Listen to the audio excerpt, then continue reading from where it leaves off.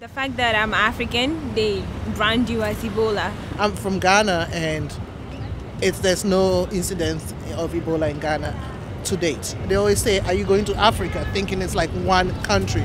It's a big continent. When people ask you, yo, you from Africa, man, do you have Ebola? Again, that tends to demonstrate their own ignorance. The Bronx has the largest West African population in the United States. Many come from Liberia, Guinea, and Sierra Leone, where more than 5,000 have died and more than 14,000 have been diagnosed with Ebola. But even Africans from other countries feel the stigma. I work in a nursing home, so I came out of taking care of a patient, and all of a sudden one of my co-workers pointed at me and was like, cover your face. So I was like, what's going on? It's like, oh, you're African, you have Ebola. That kind of hurt me. I take the bus to Port Authority, and sometimes if I'm dressed like this, people don't want to sit next to you because you're thinking, oh, you probably just came on the plane and you probably are infected by Ebola. They advise others to be more sensitive of the matter. After all, these West Africans haven't gone back home in years. But they say they have loved ones who remain close to the ravaging outbreak. I have sisters at home.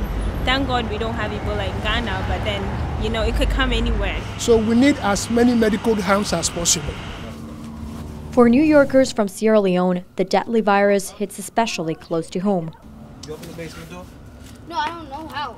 Open the main. Valen Christie is an American member of the Sierra Leone Nurses Association. The donations are flowing. They're coming in. He makes sure medical supplies are sent safely to West Africa. By the end of this month, we'll be ready to ship out what we have. He walked us to a garage owned by the nonprofit organization, which has turned into a central space for donations. A couple of months ago, we had a meeting with the ambassador from Sierra Leone. He came up from D.C. to talk with us, the nurses from the Sierra Leone Nurses Association. He said he wanted us on his Ebola task force. He said if we can take care of the donations, that he will provide shipping. Commercial shipping departing from Staten Island and New Jersey and making its way across the Atlantic.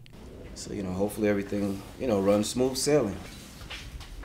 We pretty much was asking for a lot of bleach and a lot of gloves and a lot of face masks, which is what was pretty much requested, especially the bleach. The problems that they were having in Sierra Leone is that many of the people, they're not really educated on Ebola and how it's transported and spread. So the bleach was one of the main things to just keep the house clean, keep the roadways clean. Even before the outbreak, African immigrants in the Bronx were more than willing to donate goods for impoverished communities in West Africa. We would leave this space open and people would just drop stuff off. Zainabu Sase Harel is a Sierra Leonean nurse. She's been living in the U.S. for 37 years. We are the only medical health-related group that represents Sierra Leone in the nation. We've had so many people get on board to donate to us. Children's masks, adult masks, syringes, gloves. But this pile of gloves was the contribution that touched her the most.